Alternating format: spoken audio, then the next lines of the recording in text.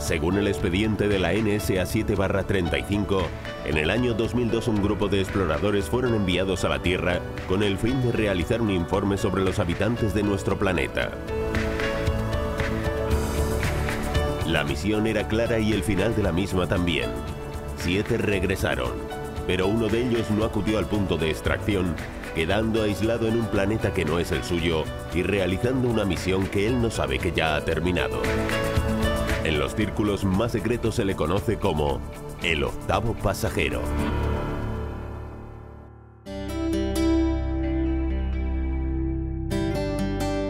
Hoy visitamos un antiguo convento del siglo XIV convertido en el Hotel NH de Zamora. Justo al lado del río Duero, la catedral o el Museo de Semana Santa se encuentra en un marco incomparable que podría formar parte de cualquiera de las novelas de nuestro invitado.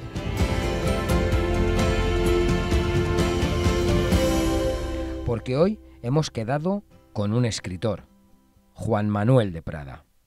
Él pasó su infancia y su adolescencia en Zamora y aún mantiene los vínculos con la ciudad. Premio Planeta en el año 97, su carrera ha sido galardonada con numerosos premios y reconocimientos literarios. Juan Manuel, ¿qué tal? Muy buenas. Un placer. Un placer. Tenía muchísimas ganas de hablar contigo. Pues el placer es para mí. Vamos a hablar largo y tendido. Sí. Hablaremos de tu libro. Tienes la cara del que está ya deseando de hablar de su nueva obra. Deseando hablar, deseando soltarlo todo aquí. Y tenía muchas ganas, te decía, de hablar contigo porque tú ya no te acordarás, pero de pequeños, cuando éramos más niños, alguna que otra vez hemos jugado juntos por ahí, sí, por la zona de la Marina, por el templo. Yo creo que era una época en la que yo estaba más delgado de lo que estoy y tú tenías más pelo del que tienes. Probablemente. Así que es normal que nos hayamos un poco olvidado. Me acuerdo de una anécdota que me hizo mucha gracia, que te habían dicho que tenías que hacer algo y tú dijiste, ay, pues para que no se me olvide me lo voy a escribir en la frente. Y dije yo, este tío seguro que al final acaba siendo escritor. No recuerdo la anécdota, fíjate, sí. No la recuerdo. Sí recuerdo que me apuntaba muchas cosas en las manos, pero ya tanto como la frente. Pues sí lo recuerdo, fue algo que me llamó la atención. Aparte era algo que le quería recordar a los demás, más que recordármelo a mí, ¿no? Es verdad. Bueno, pues hoy contaremos en el octavo pasajero con el escritor Juan Manuel de Prada.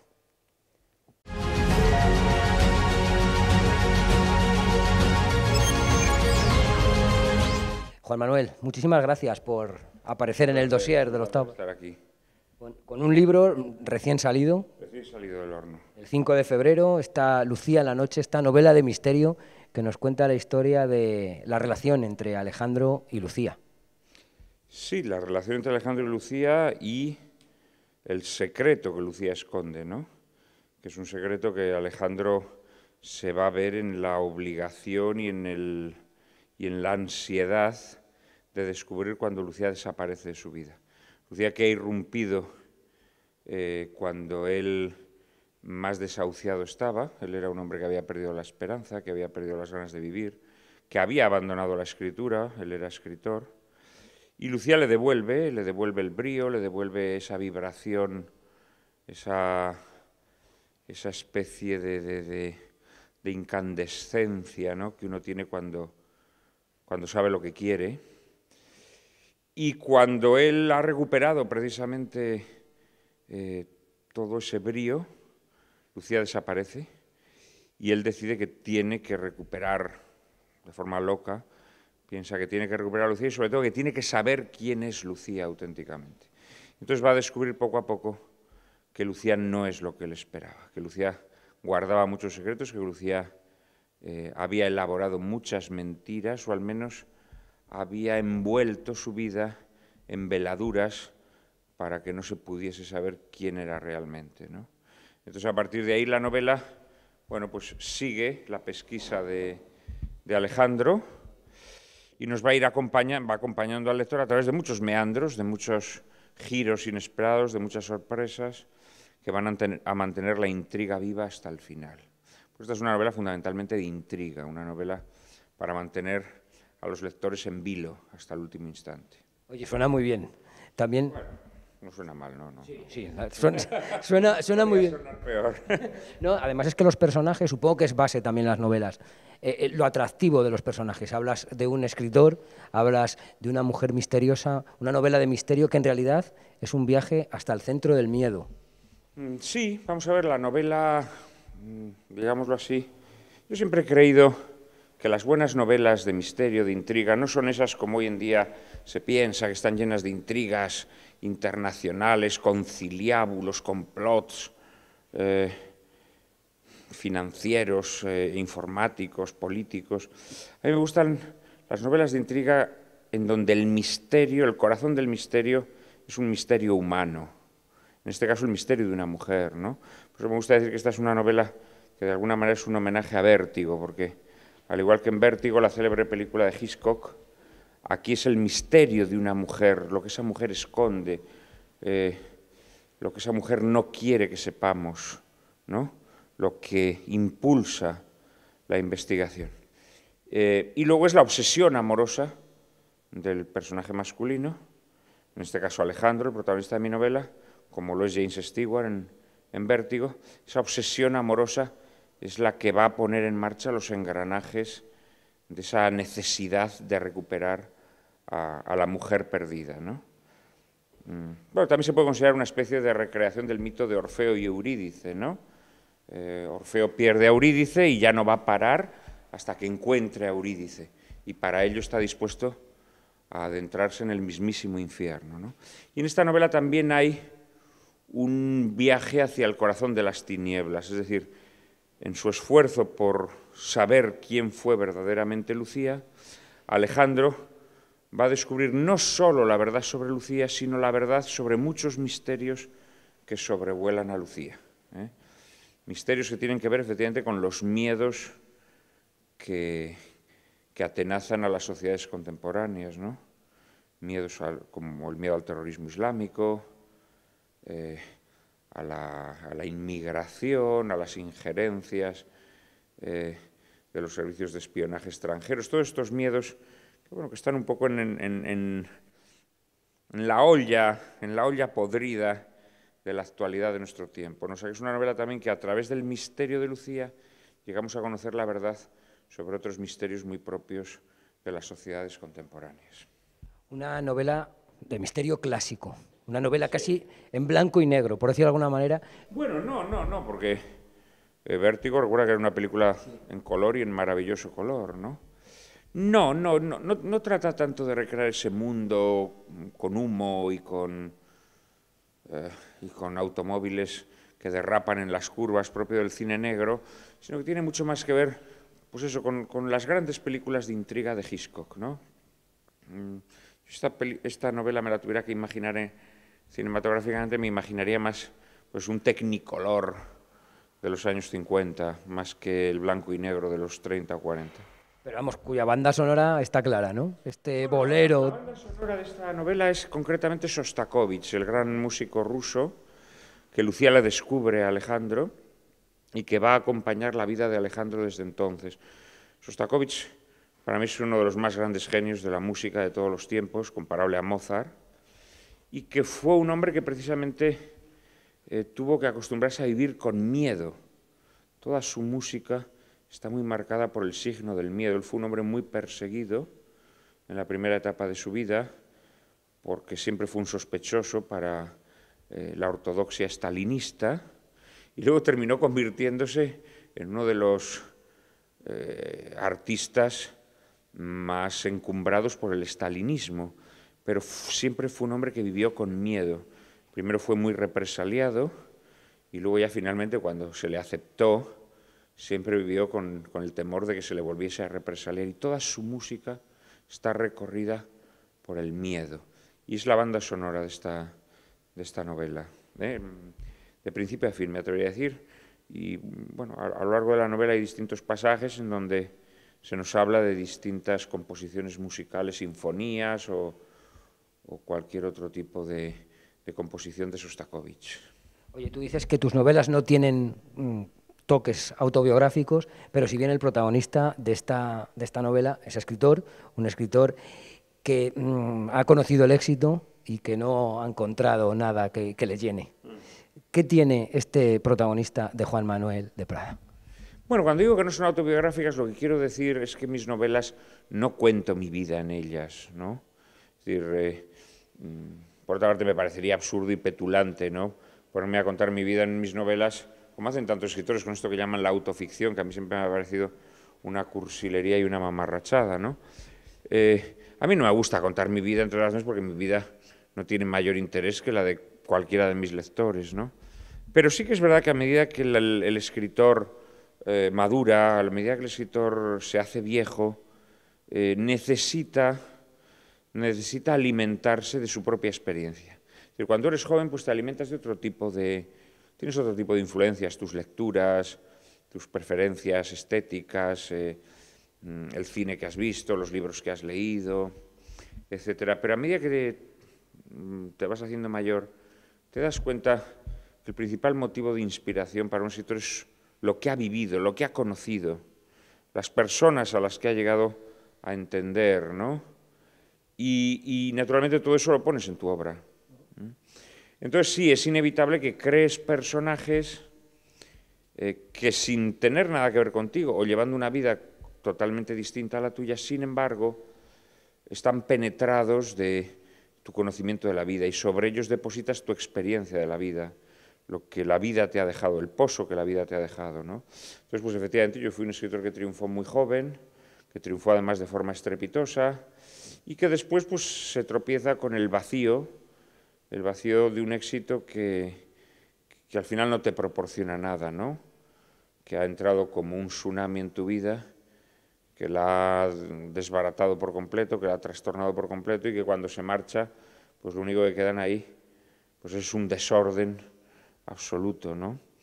Y yo he pasado por esa etapa de resaca del éxito, que es una etapa bastante demoledora.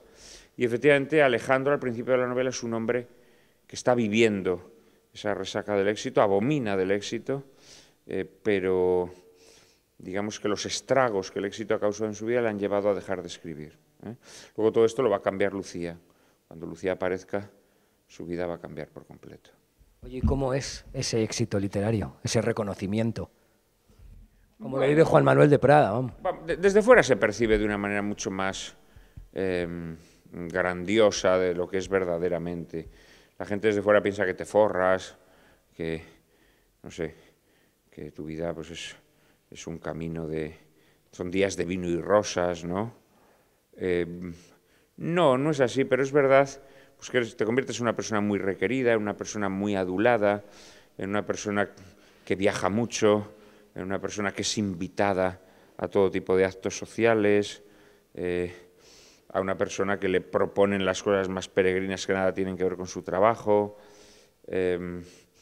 una persona en definitiva muy descentrada, una persona que es sometida a una forma de vida que nada tiene que ver con la vida que él ha elegido, que en mi caso pues la vida del escritor, que es una vida de sacrificio, de soledad,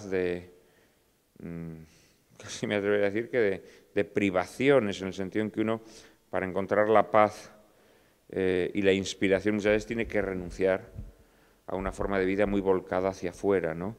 Y el éxito a lo que te obliga es a llevar una vida muy volcada hacia afuera, muy agitada, que es lo más letal para el trabajo de un escritor. ¿Y cómo te encuentras ahora? Estamos hablando de... Bueno, estamos hablando de... Yo he madurado mucho. Tú piensas que yo mi éxito lo tuve cuando era un veinteañero, ¿no? Estamos hablando de cuando tenía 24, 25, 26, 27 años. Era una persona muy joven y por lo tanto era una persona que todavía no estaba bien formada.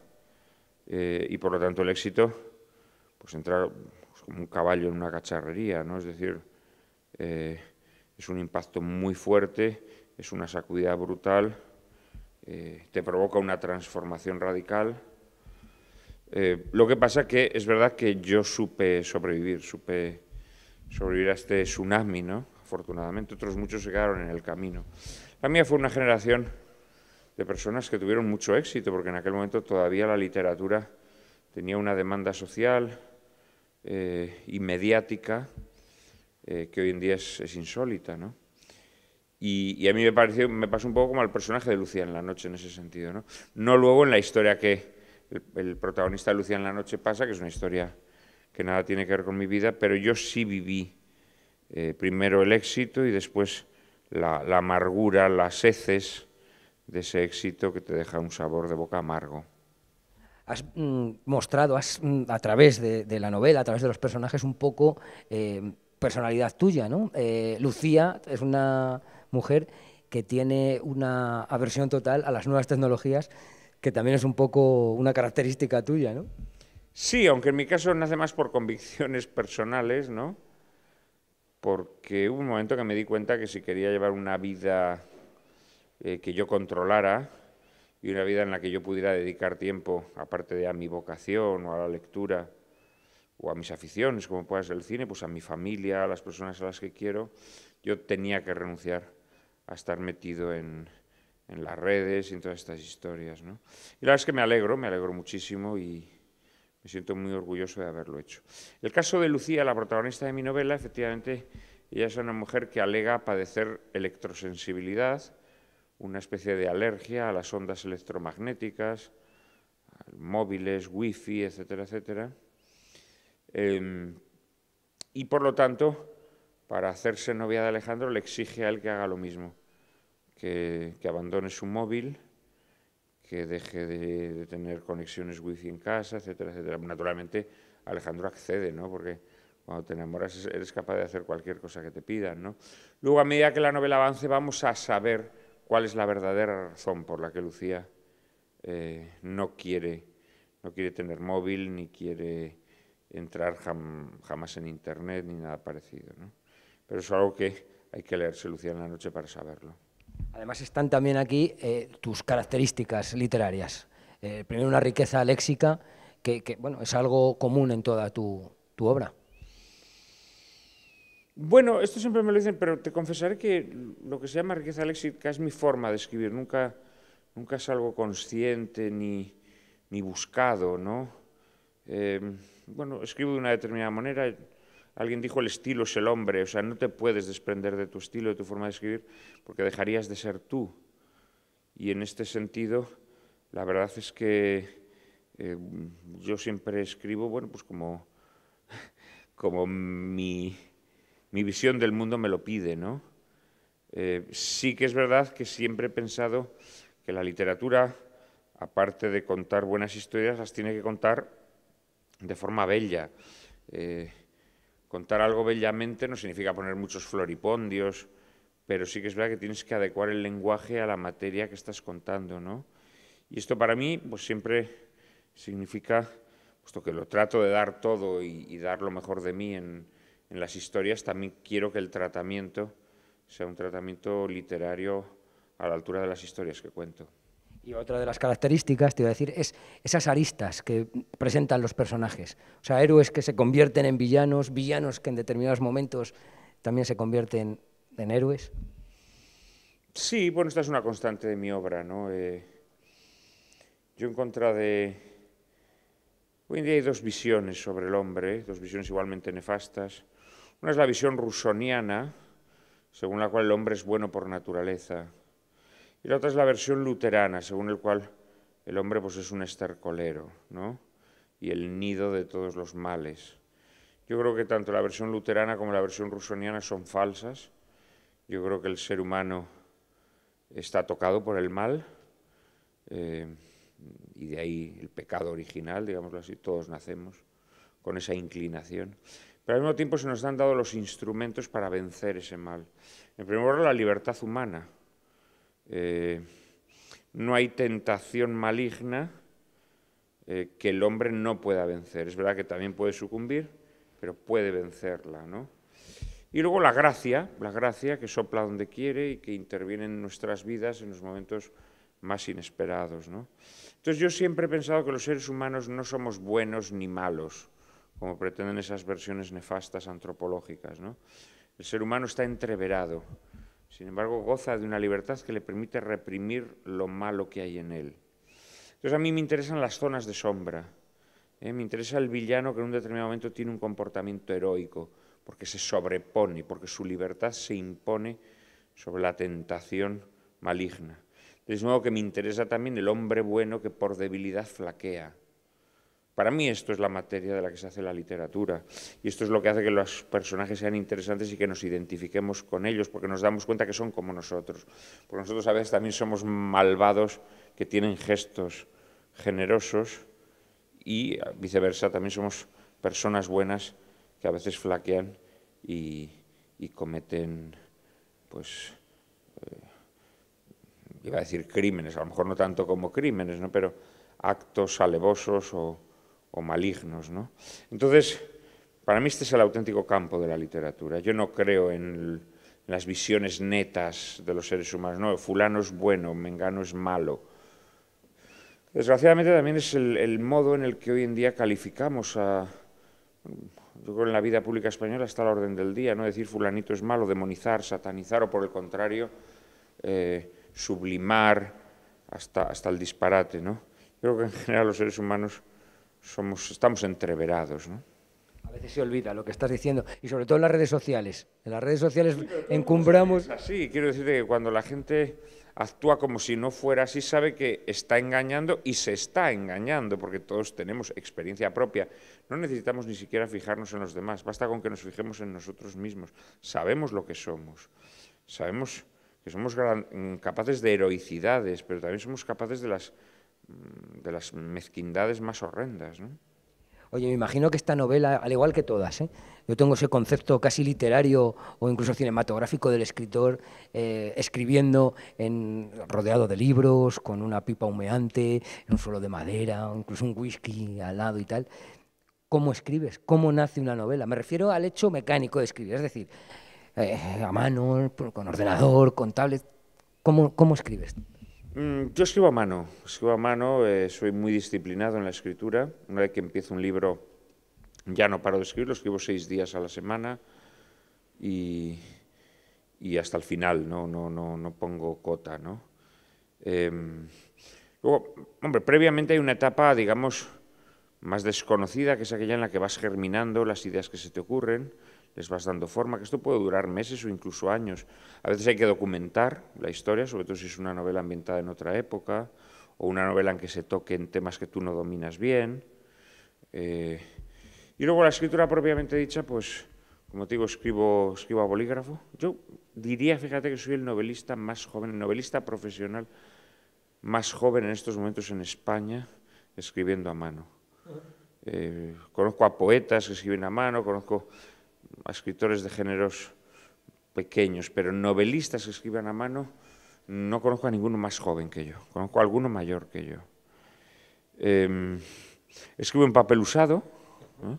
Siempre he sido muy ecologista en este sentido, y escribo durante toda la mañana. Me tomo un té al levantarme, un té y nada más, y escribo desde las 8 hasta las 3 o hasta las 2:30, y así todos los días durante 6 días a la semana, hasta acabar el libro. Es una labor de constancia. Sí, mucha constancia, mucha disciplina, mucha concentración. Esto es muy importante para el escritor cuando está metido en un libro. Tiene que tener la capacidad para, aparte de las horas que dedica a la escritura propiamente dicha, el resto del día tiene que estar dándole vueltas a lo que va a escribir al día siguiente, pensando en cuáles son las coordenadas en las que desenvuelve la historia hasta ese momento y las coordenadas en las que se tiene que desenvolver a partir de entonces, etcétera, etcétera. Te he oído que hasta pasas hambre escribiendo. Que no te gusta... Paso hambre porque no como, efectivamente, como te he dicho, solamente me tomo un té, que bueno, pues tendrá un aporte calórico mínimo, ¿no? Y efectivamente, a medida que avanza la mañana, cada vez tengo más hambre hasta que tengo que dejarlo porque ya prácticamente me mareo del hambre que tengo, ¿no? Pero esta es una sensación muy remuneradora, sí, porque el escritor, date cuenta que no tiene un trabajo físico, ¿no? O sea, una de las cosas que más complacen al buen trabajador es la sensación de cansancio, es de que lo has dado todo. Y a mí me gusta en este sentido, como escritor, también tener la sensación de cansancio, lo he dado todo. Dejar el pellejo en lo que haces, ¿no? Es que no concibo una vocación si no es así. Las vocaciones tienen que ser de vaciarte y de darlo todo, y si no, pues no sé, dedícate a otra cosa, ¿no? ¿Y un escritor es consciente de lo que está escribiendo? Me refiero a, pues esta novela, esta historia que estoy contando puede ser interesante. Me imagino que no se hará así, pero bueno, puede gustar, puedo defraudar, me estoy defraudando a mí mismo. ¿Todo eso un escritor lo concibe, lo aprecia? Sí, sí, lo tiene en cuenta, naturalmente. Lo que pasa es que hay veces que no controlas. Por eso es muy importante madurar mucho los proyectos antes de ponerte a escribir. Porque si te lanzas a la escritura, cuando estás metido en la escritura, en el torbellino de la escritura, ya no tienes capacidad para valorar lo que está bien y lo que está mal. A mí me ocurre muchas veces, ¿no?, que escribo de corrido, escribo un montón durante una mañana, escribo 10 folios de golpe, ¿no? Y digo, madre mía, qué velocidad de crucero, ¿no? Y luego me pongo a leer lo que he escrito al día siguiente y me parece un horror, ¿sabes? En cambio, cuando sí puedes controlar es cuando no estás metido en el ajo, ¿sabes? Entonces sí puedes decir, pues voy a contar esta historia de esta manera y no de otra, voy a elegir esta historia y no esta otra. Ahí, desde la frialdad de la atalaya, cuando todavía no te has lanzado al combate cuerpo a cuerpo, sí puedes decidir lo que quieres. Pero tratar de decir lo que quieres cuando ya estás metido en harina es un desastre. No conduce a ninguna parte. Oye, ¿cuándo decides que una novela ha acabado? Porque, me imagino que a una novela se da muchas vueltas, hasta que llegue un momento que digas, ya, aquí. Pues hombre, vamos a ver, a un escritor, si no le quitaran el manuscrito de las manos, seguiría corrigiendo per secula seculorum, ¿no? Yo creo que hay que desarrollar un cierto criterio de racionalidad, es decir, yo creo que una obra hay que corregirla concienzudamente, pero lo que no tiene sentido es estar corrigiendo meses y meses y meses. A mí esto me parece un poco absurdo, ¿no? Hoy en día existe el prurito de buscar una expresión literaria perfecta, la cuadratura del círculo. Esto es una bobada. O sea, si nosotros cogemos las tragedias de Shakespeare a veces repetía una misma palabra 2 veces en el mismo verso, ¿no? O 3 en 2 versos. Sin embargo, hoy nosotros andamos diciendo, no, a esta palabra no hay que repetirla porque queda mal. Todo esto son tonterías. Entonces, realmente corregir un libro de verdad plenamente no termina uno nunca de hacerlo. Por lo tanto, lo que tiene que hacer es marcarse una fecha. Pues yo voy a corregir 2 veces las pruebas de esta novela, ¿no?, por ejemplo, ¿no? Y en la segunda corrección, además, me voy a dar solamente 3 días o 4 días, de tal manera que viene la editorial, me la quita de las manos y se acabó. Y luego, eso sí, lo que hay que hacer es no volver al libro que escribiste y publicaste. No volver a él porque siempre te va a decepcionar, inevitablemente. ¿Te ha pasado con alguna de tus novelas?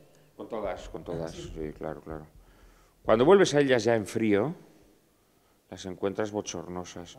Solamente te gustan al principio, que es cuando tú comulgas plenamente con ese mundo que has evocado en tu libro, ¿no? Pero pasado el tiempo, cuando eso se enfría, pues es como un plato frío, ¿no?, que de repente te da asco. El plato que más te gusta en el mundo frío, pues te da repelús. Pues lo mismo pasa con lo que has escrito. Pero, ¿tú has vuelto a tus novelas o las has sacado ya de tu biblioteca? Yo, Lucía en la noche, por ejemplo, pues la he escrito, la transcribió mi padre, porque mi padre siempre me transcribe las novelas, luego la he corregido infinidad de veces, etcétera, etcétera. Pero en el momento en que le dije a la editorial, aquí la tienes, no la he vuelto a leer ni la volveré a leer. Yo lo máximo que haré siempre a los amigos les pido que cuando se la lean, pues que miren a ver las erratas que encuentran, que me las pasen en un correo electrónico, yo compruebo, pues página 148, línea tal, compruebo y digo, pues sí, tiene razón o no tiene razón, pero por lo demás yo no vuelvo a la novela, no leo la novela, me da repelús.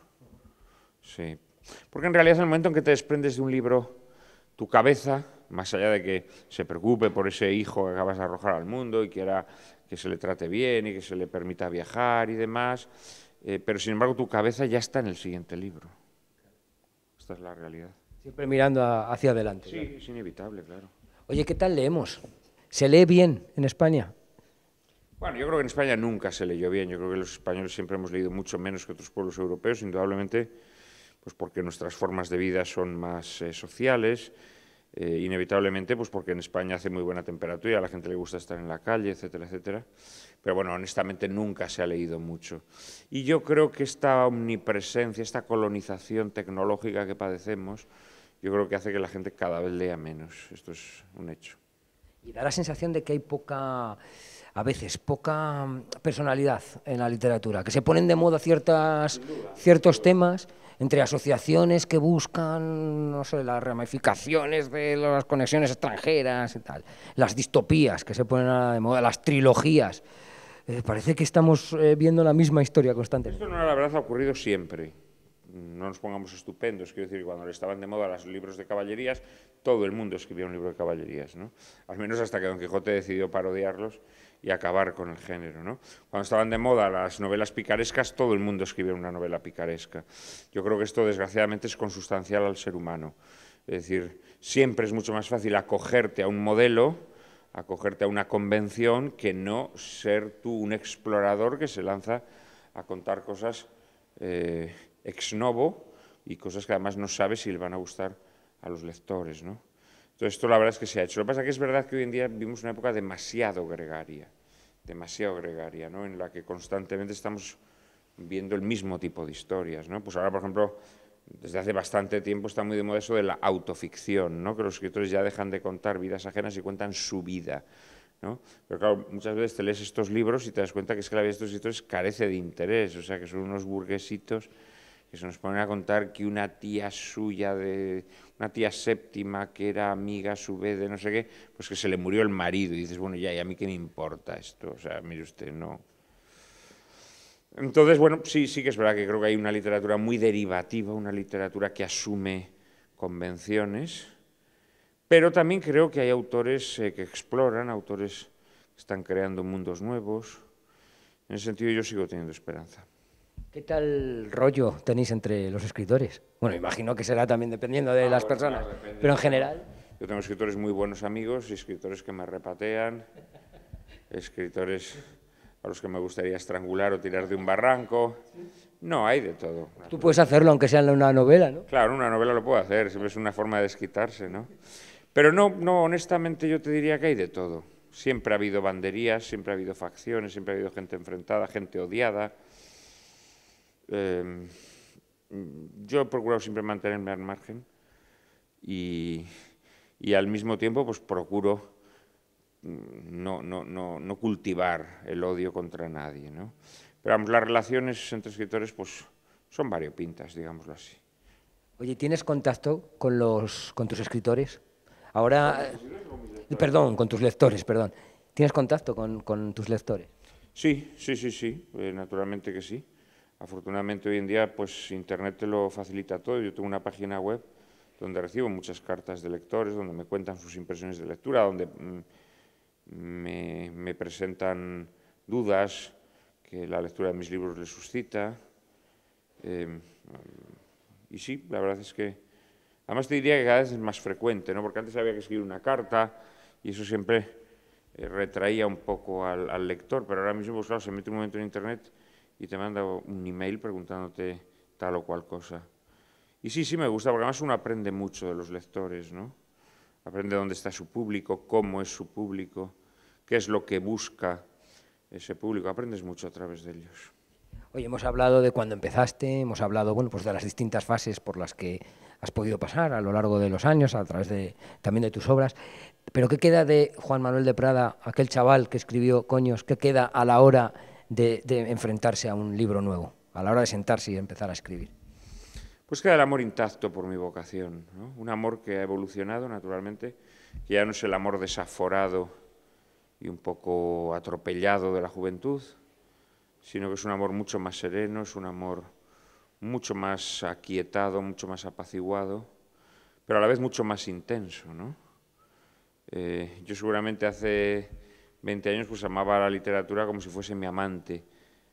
Ahora la amo como si fuese mi esposa, pero una esposa que te sigue poniendo cachondo, digámoslo así, ¿no? Que eso da mucho placer, ¿no? Yo siempre he dicho que allá donde hay confianza, pues el placer es mucho mayor, ¿no? Y en ese sentido, pues me siento muy orgulloso, ¿no? Que 25 años después yo todavía vibre con mi vocación, yo todavía encuentre en mi vocación la razón de mi existencia. Esto me hace muy dichoso y esto no lo cambiaría por nada en el mundo. Sobre todo porque yo lo he pasado mal con mi vocación. Ha habido etapas de mi vida muy duras, etapas de mi vida en las que me he sentido muy desgarrado interiormente, y en donde la literatura llegó a convertirse para mí en una carga, ¿no? Y en donde llegué a pensar que la abandonaría, ¿no? Pero ella no me abandonó a mí, ella no me dejó, aunque yo fui adúltero con ella, ¿no? Y en este sentido, pues ahora estoy viviendo un nuevo idilio, un idilio ya en el que peinas canas, naturalmente, en el que ya no vas a pegar el salto del tigre en la cama, ¿no? Pero en donde recibes y das un amor mucho más maduro, mucho más entregado que el que podías dar en la juventud. Oye, Juan Manuel, ¿vienes mucho por Zamora? Sí, vengo bastante por Zamora. La verdad es que, por supuesto, en vacaciones, en Navidad, Semana Santa, verano, pero también con cierta frecuencia a lo largo de todo el curso. Mis padres viven en Zamora, mi hermana vive en Zamora, mi hija es una zamorana entregada, casi diría una zamoranista, ¿no? Entonces, pues la verdad es que sí, mantengo mis vínculos muy vivos con Zamora y bueno, a fin de cuentas, claro, Zamora ha sido un poco el paisaje de mi vida interior, ¿no? O sea, porque yo he crecido en los paisajes de Zamora, yo he urdido mis novelas y mis relatos y mis historias paseando por los Tres Árboles o por Valorio, entonces es imposible desprenderte de eso, eso forma parte de tu ADN espiritual, ¿no? Y no puedes renunciar a ello, no estás dispuesto a hacerlo, naturalmente. ¿Cómo ves la ciudad? ¿Cómo la has visto? ¿Has visto esa evolución de cuando jugábamos ahí en el templete? La verdad es que ha cambiado, ha cambiado mucho. Otros para bien y otros para mal. Yo creo que en Zamora se ha edificado de forma desconsiderada y absurda. Todo lo que se construyó a partir de las Tres Cruces, yo creo que se tendría que haber controlado mucho más. Toda la zona de lo que era antes las viñas, los terrenos que había detrás de los salesianos, y luego ya posteriormente el Alto, los curas. Todo eso se tendría que haber controlado mucho más. A mí eso, la verdad, creo que no tiene sentido porque la población de Zamora apenas ha crecido. Se tendría que haber racionalizado mucho más el terreno urbano disponible y hoy gozaríamos de mucho más terreno rústico y nuestros hijos pues podrían ir a retozar a las viñas o al Alto los curas como hacíamos nosotros, ¿no? Pero luego en otro sentido, pues Zamora ha mejorado mucho, ¿no? Es decir, la parte antigua ha mejorado mucho. El centro de la ciudad con Sant Torquato y con Santa Clara peatonales naturalmente es una delicia. Hay cosas muy hermosas, o sea, no se puede decir cualquier tiempo pasado fue mejor, pero sí a mí me habría gustado que se hubiese regulado mucho más y que Zamora no hubiese crecido tanto por esa parte, ¿no? Que repito, por otra parte yo creo que era en gran medida innecesario, ¿no? Entonces, pues bueno, a mí lo que me sigue doliendo es que Zamora sigue siendo una gran desconocida. Yo se lo digo a todo el mundo, digo, es que no sabéis que Zamora es la ciudad del mundo donde hay más arte románico. Zamora, ¿tienes cuántas iglesias románicas hay en Zamora? 30 o 30 y tantas iglesias románicas, no todas abiertas, por supuesto, pero el acervo patrimonial que tenemos en Zamora es extraordinario, ¿no? Y a mí me da pena que mucha gente, no sé, que se va a veranear a Sebastopol, ¿no? A la Cochinchina, yo que sé, a cualquier sitio absurdo y grotesco, y no conoce Zamora. Zamora siempre se ha quedado fuera de las rutas turísticas y ha sido la gran castigada, me atrevería a decir, en las tierras interiores de España, ¿no? Pero Zamora, bueno, yo a todos mis amigos que les invito a venir a Zamora y que vienen a Zamora se quedan absolutamente deslumbrados, ¿no? Con esa belleza austera, esa belleza discreta y señorial de nuestra ciudad. Les hacemos un hueco a Alejandro y a Lucía para que se pasen por Zamora. Que vengan para aquí para que solucionen sus problemas. Estoy seguro que su relación será mucho más aquietada, más serena y van a disfrutar mucho más de su amor que en la horrenda capital. Mi nominado es Florentino Pérez porque es una persona de 10. Muy buenas, soy Tino, soy cura y acepto el reto que me ha planteado Inda de enfrentarme a este tag del zamorano.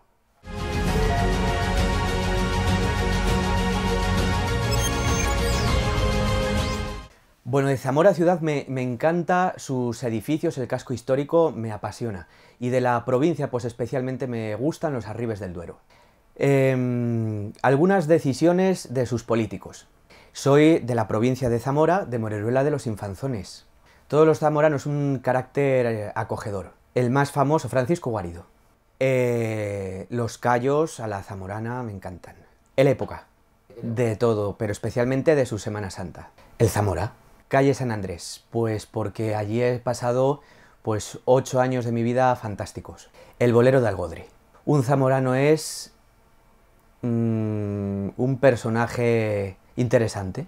Bueno, pues yo quiero nominar a Verónica Carro, que es actriz del grupo de teatro de La Tijera, y me parece que es una zamorana que se identifica muchísimo con su tierra y que está aportando mucho a nuestra cultura gracias a su arte, pero también a este grupo de teatro de La Tijera.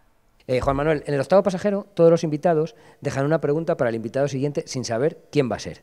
El anterior invitado fue Pablo Durán, el director del coro sacro y del coro del Yacente, que nos dejó esta pregunta. Vamos a preguntar al siguiente, si fuera alcalde de la ciudad, ¿qué es lo primero que haría al llegar al despacho? Bueno, de alguna manera lo he dicho, controlaría el crecimiento de Zamora. Creo que tenemos una responsabilidad hacia las generaciones venideras.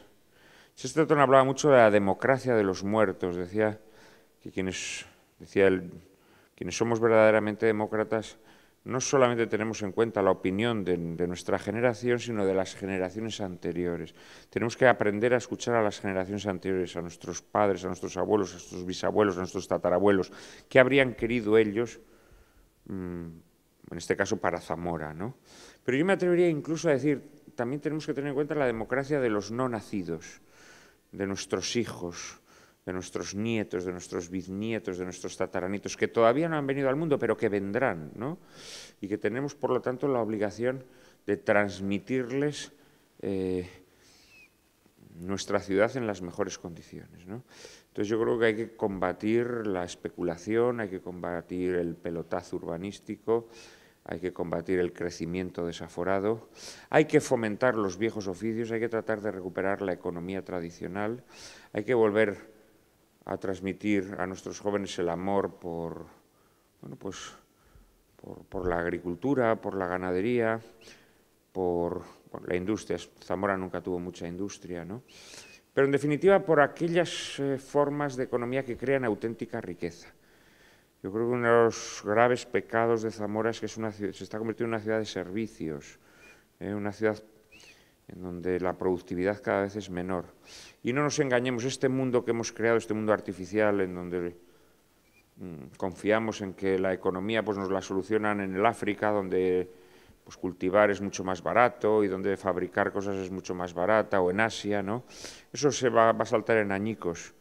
Y de repente vamos a descubrir que hemos renunciado a nuestras formas de vida tradicionales, a nuestra economía tradicional, y no vamos a tener medios para crear riqueza, ¿no? Entonces, a mí me gustaría una Zamora que desde la tradición se recompusiera, y una Zamora que no se dejase deslumbrar tanto por un progreso inhumano. Decía Chesterton que él estaba a favor del progreso, pero siempre que el progreso se adaptase a las condiciones del alma humana, y que desgraciadamente lo que estábamos haciendo en nuestra época era un progreso en el que las almas se tenían que acondicionar al progreso, y que eso es un error, ¿no? Entonces yo en este sentido profundizaría en ese progreso que se adapta al alma, ¿no? Yo creo que esa es la clave. Y ahora una pregunta que dejes para el siguiente invitado, que no sabemos quién va a ser. Una pregunta que le deje a mi siguiente invitado. Pues me gustaría saber cuál fue el paisaje predilecto de su niñez, entre todos los paisajes de Zamora, ¿no? Donde sus juegos fueron más felices, sus paseos más deleitosos, sus coloquios y conversaciones más gratas. ¿Cuál era su paraje predilecto de Zamora? Llegó el momento de nuestro cuestionario, una serie de preguntas relacionadas contigo en las que tienes que decir la verdad, solo la verdad y únicamente la verdad. ¿Estás preparado? Vamos a ello. Una virtud. La laboriosidad. Un defecto. Un defecto, el orgullo. Pensé dejarlo. Hombre, pensé dejar la barriga, ¿no? Y los kilos, pero los kilos no me dejan, son tremendamente fieles. Un libro. Un libro, aunque suene tópico, El Quijote. Una peli. Vértigo, de Alfred Hitchcock. Un capricho. Un capricho, pues a veces un cigarrillo en compañía grata. Un lugar para perderse por Zamora. Un lugar para perderse por Zamora, el bosque de Valorio. La última vez que salí de fiesta. Pues la verdad es que hace bastante. Soy un hombre de costumbres muy diurnas, muy diurnas.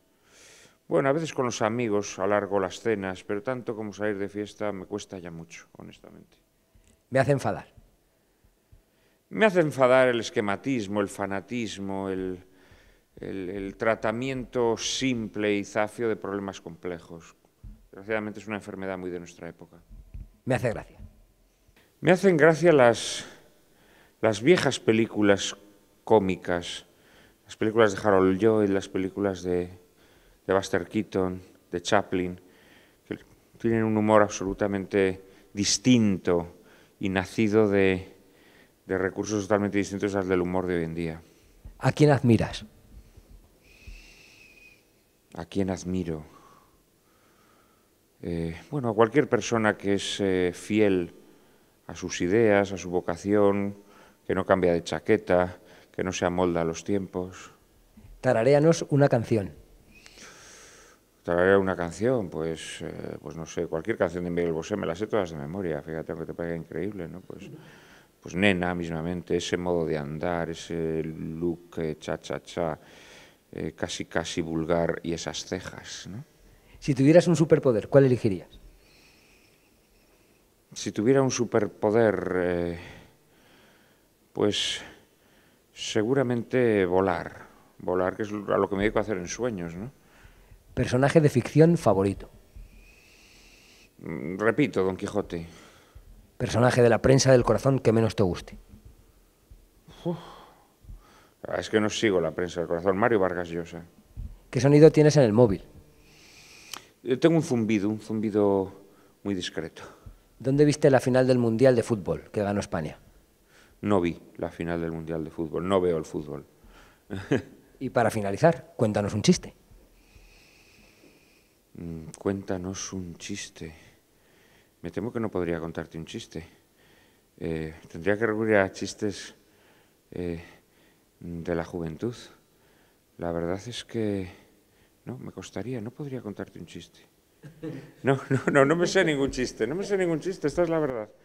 Bueno, Juan Manuel, muchísimas gracias. Muchísimas gracias por este rato. He aprendido muchas cosas. Fíjate que... Menos chistes. Pero bueno. Yo juraría que hará, no sé, probablemente hará más de 30 años que no me cuentan un chiste ni lo cuento yo. Esto es llamativo, sí. Mira, tengo que enterarme de algún chiste para poder contarlo. Oye, me ha gustado mucho lo que te decía, hablar contigo, ver un poco o intuir un poco ese proceso creativo, ese proceso para que nazcan novelas como esta, Lucía en la noche, que es casi una catarsis, según lo estabas contando. Muchísimas gracias. Para poder realizar el dossier sobre ti necesitamos que te pongas la americana. ¿Estás dispuesto? ¿La americana que llevas tú? Sí.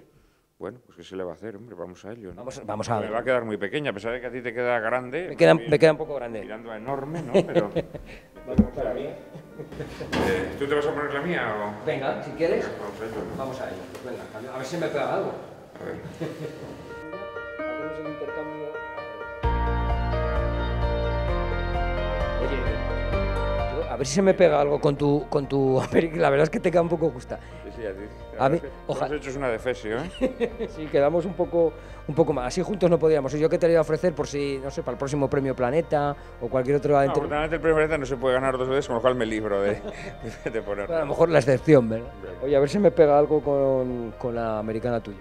Claro, ya parece, en tu caso parece un abrigo, ¿no? Muchísimas gracias. Un placer. Y hasta la próxima. Con 24 años conoció el éxito literario, los viajes, la adulación excesiva, los actos sociales, pero todo ello no le proporcionó nada, solamente desorden, porque él se siente más a gusto con la vida del escritor, de sacrificio, de soledad, de privaciones para encontrar la inspiración y conseguir, con tenacidad, esfuerzo y un vaso de té, vaciarse para dar lo mejor de sí mismo. Una gran novela escrita a mano. Juan Manuel de Prada, muchas gracias.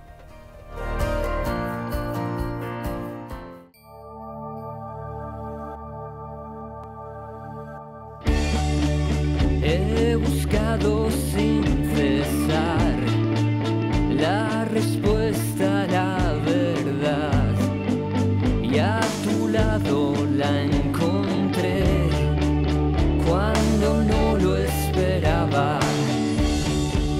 No sé cuál es mi lugar, extranjero en mi ciudad, media vida sin saber qué era lo que esperaba, y yo voy buscando una razón. Hoy me ciega la pasión, soy el octavo pasajero que se esconde en tu interior. No he parado de luchar, mi destino es un disfraz que me lleva